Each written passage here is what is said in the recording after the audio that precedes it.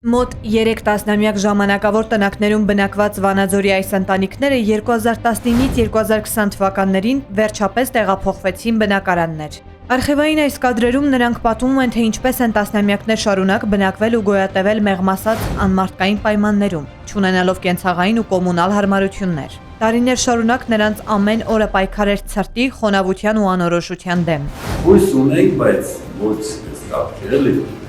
ասենք Ոչը 30 տարի ապրում, 30 տարի շատ նավոր, 60 տարի կովինը, բայց այդպես է Դոմիկը նեղվածություն էր, իսկանս չէին կամ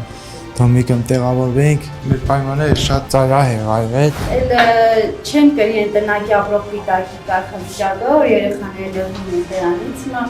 իրանց կյանքներ կփոխվի, կմտնեն նոր շրջապատ, նոր ընկերներ,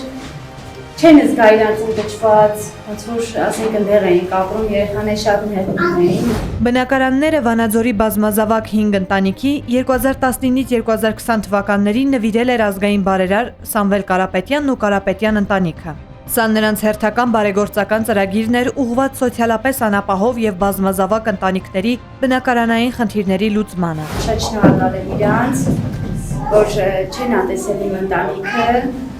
նկատել են իմ բազմազավակ ընտանիքը, իմ երեխաներին ու մեծ օգնություն են արել մեզ համար։ Մի երազել ենք, որ այս մեծ